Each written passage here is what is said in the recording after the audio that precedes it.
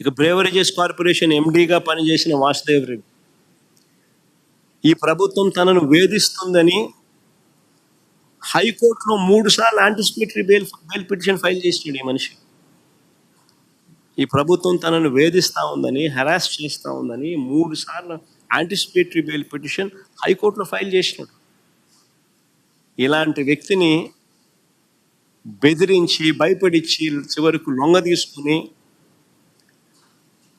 ఇలాంటి వ్యక్తి మళ్ళీ స్టేట్మెంట్ ఇచ్చిన తర్వాత ఈయన సెంట్రల్ గవర్నమెంట్కి మళ్ళీ వెనక్కి వెళ్ళిపోవడానికి ఎన్ఓసి ఇచ్చారు. అంతవరకు ఎన్ఓసి బ్లాక్ చేసి, ఇలాంటి వ్యక్తులు ఇచ్చే స్టేట్మెంట్కి ఏం వాల్యూ ఉంటుంది? బెదిరిస్తున్నారు, భయపడిస్తున్నారు, ఎన్ఓసీలు ఆపుతున్నారు. ఆయన నన్ను బెదిరిస్తున్నాడు అని హైకోర్టులో యాంటిసిపేటరీ బెయిల్ పిటిషన్ 3 సార్లు వేసుకున్నా కూడా దిక్కు దివానం లేదు.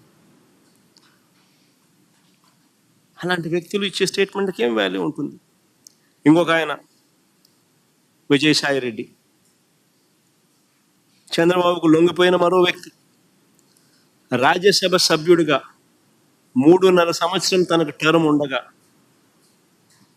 చంద్రబాబు నాయుడు గారి కూటమికి మేలు చేసేందుకు ఆయన రాజ్యసభ సభ్యత్వానికి ఆయన రాజీనామా చేశాడు. వైఎస్ఆర్సీపీకి ఎమ్మెల్యేల బలం లేదు, మళ్ళీ రాజ్యసభకు వైఎస్ఆర్సీపీ పంపించే అవకాశం ఉండదు అని తెలిసి, తన రాజీనామా వల్ల చంద్రబాబు నాయుడు గారి కూటమికి మేలు జరుగుతుందని తెలిసి తన 3.5 సంవత్సరం టర్ము ఆ కూటమికి తాను ప్రలోభాలకు లోనై అమ్మేసి,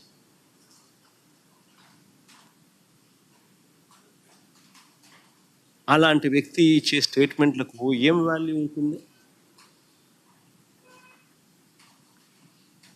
అటువైపు నుంచి మనం కూడా ఇటువైపున ఏమన్నా తీసుకొని ఇటువైపున తీసుకొని ఇదే మాదిరిగానే చెప్పిస్తే వాల్యూ ఉంటుంది?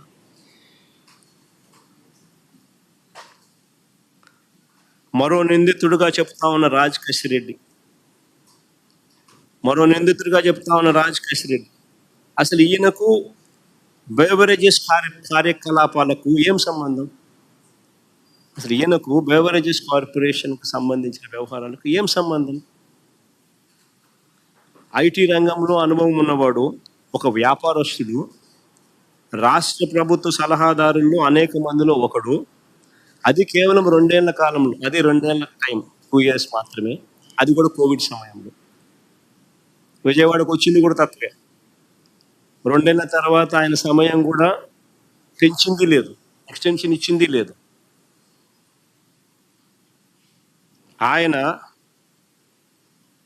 ఆయన ప్రస్తుత టీడీపీ ఎంపీతో,